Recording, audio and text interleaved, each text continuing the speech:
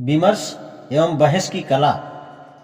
सुकरात की कला का सार इसमें है कि वह लोगों को शिक्षा देता नहीं दिखता। इसके विपरीत वह यह प्रभाव छोड़ता है कि जिन लोगों से वह बात करता था वह उनसे कुछ सीखने की इच्छा रखता था। एक पारंपरिक स्कूल मास्टर की तरह भाषण देने के बजाय वह चर्चा करता था, विचारों का आदान प्रदान करता था।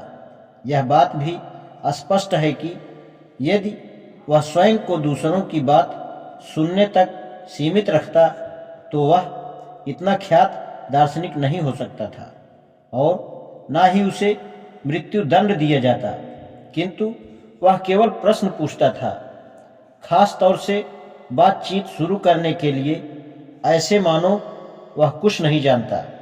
चर्चा के दौरान वह सामान्यतः अपने विरोधियों को उनके तर्कों की कमजोरी पहचानने में सहायता करता था और जब वे सुकरात के तर्कों में फंस जाते तो वे यह ढूंढने के लिए अंततः बाध्य होते थे कि सही क्या है और गलत क्या है।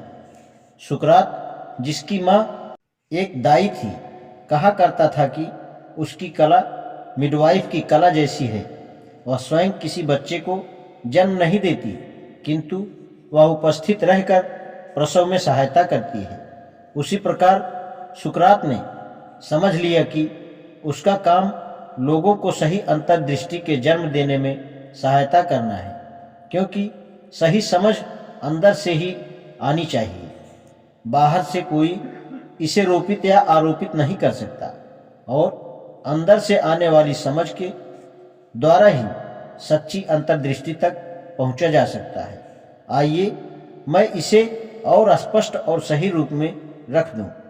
जन्म देने की क्षमता एक प्राकृतिक लक्षण है। उसी प्रकार यदि लोग अपने अंतःजात तर्क का प्रयोग करना शुरू कर दें तो हर आदमी में क्षमता है कि वह दार्शनिक सत्यों को पकड़ सकता है। अपने अंतःजात तर्क की प्रयोग करने का मतलब है अपने अंदर गहरे जाना और वहाँ जो है उसका प्रयोग करना। अज्ञानी होने का अभिनय करके सुकरात लोगों पर अपने कॉमन सेंस, सामान्य बुद्धि प्रयोग करने के लिए जोर डालता था। सुकरात अज्ञानी होने का बहाना या वास्तविकता से अधिक मूल होने का बहाना कर सकता था। हम इसे सुकराती विडंबना कहते हैं। इसी की सहायता से वह निरंतर लोगों की सोच की दुर्बलताओं को उजागर कर देता था। यदि आप सुकरात से मिले तो समझ लीजिए आपने अपने आप को सार्वजनिक रूप से मूर्ख बना लिया।